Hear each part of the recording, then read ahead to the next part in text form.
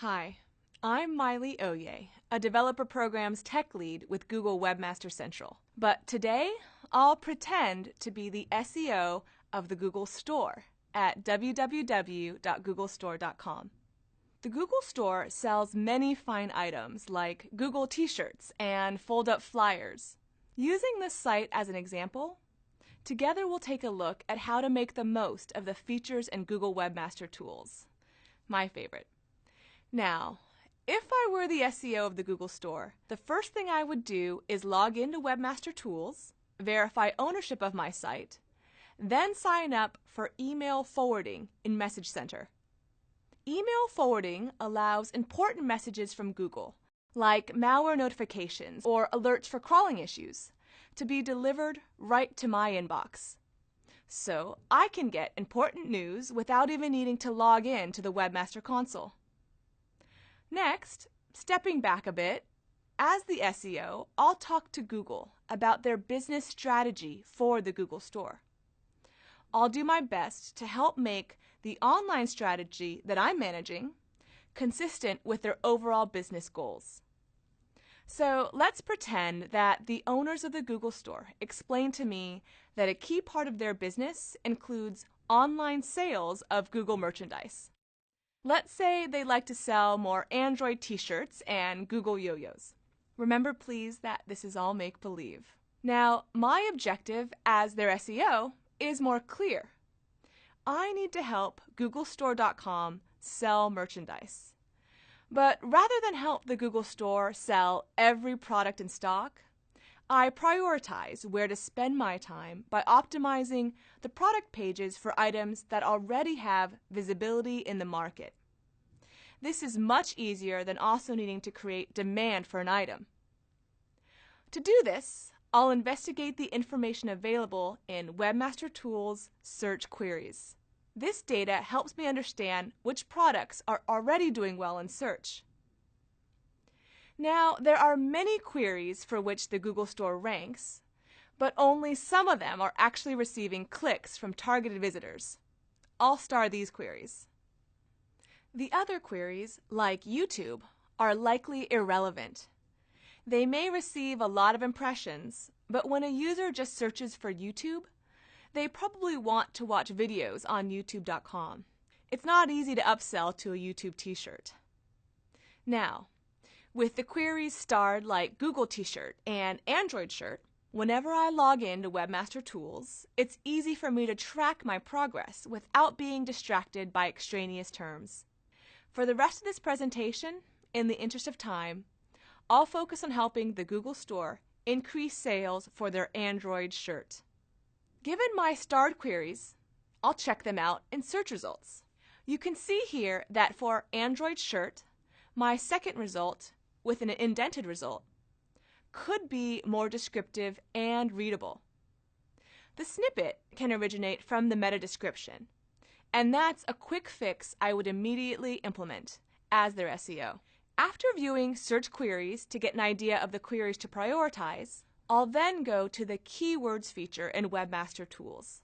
Keywords tells me these are the key phrases Google has extracted from your site.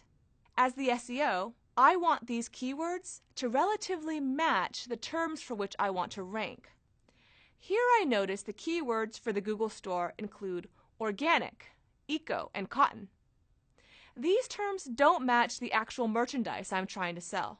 To meet my online objectives, I'm better off if my site's keywords, the content on the page, are more about Android, Google, and shirt, the terms for which I'd like to rank, rather than generic fabric descriptions like cotton and organic. Following keywords, I'll return to search queries to see exactly what URLs are ranking for the given query. When your site shows an average position of 5.0, that means that when a user enters the query, the URLs from your site that are displayed in results average at position 5.0. In other words, a user in San Francisco may see my site in position number 4 in search results, while for the same query, a user in New York may see my site in position 6. My average position is then 5. Alternatively, If a query triggers my site in both result number 4 and number 6, then my average position may also be 5. Furthermore, when your site appears in a blended result, we'll most commonly use the entire slot as one position. So, for example, all the sites shown in this blended shopping result could be calculated as being in the number 1 position. The change value is calculated as the delta between your search query for this time interval versus the previous interval, whether that's a month, a week, or a day. In search queries, as the SEO, I also noticed that some of these URLs are duplicates. These two results look similar, but differ only in their parameters. Here's some general advice for duplicate content issues. But to reduce duplicate content in this particular case, I'll use rel canonical as well as utilizing URL parameter handling in Webmaster tools. In URL parameter handling, I can signal to Google's crawler that some parameters are valuable while others can be ignored. I can use parameter handling if my URL structure contains name-value pairs using standard encoding. If I use something non-standard, being a maverick, search engines will have a harder time understanding my site. Another step in addressing duplicate content is to check out HTML suggestions. Here are URLs already crawled and indexed by Google that have duplicate titles or meta descriptions. I can check if my Android shirt page has any duplicates detected by Google. Thankfully, that doesn't appear to be the case. Every important page on my site should have a unique title and description. And that way, I don't dilute any of my page rank. Next, I'll check out crawl errors to verify that Google is properly accessing my site. Within crawl errors is crawl error sources, where I can make sure that potential visitors to my site don't receive 404, file not found, but instead come to the page they intended. Fixing crawl errors both helps me 1. Capitalize on potential shoppers originating from other sites, and 2. Accumulate page rank from external links to the right URL. Speaking of links, I'll go to internal links next. A site's homepage often has the highest page rank on their site. It can be beneficial to make sure that for the pages we want to rank, such as my Android shirt page, that it's well linked from within my own site and my own homepage. In this example, my Android shirt has fewer internal links than the other product pages, such as the Organic Basic t-shirt. To help users and search engines find my Android page, I'll make it better linked internally and within fewer links from my homepage. Another great tool I can use is Fetch as Googlebot. With Fetch as Googlebot, I'll check that redirects, dynamic pages, and URL rewrites work as expected. I can also help ensure that my information, both the text and the links, are retrievable and more likely indexable. For example, if I don't see the content of my page clearly listed in the text from Fetch as Googlebot, it's possible that it's hidden to search engines through an image or JavaScript. Many studies demonstrate that the faster a page loads in the browser, the happier the user. Given my limited time today, I'll conclude by checking out the Site Performance feature in Webmaster Tools. This feature provides improvements on how to make my site faster.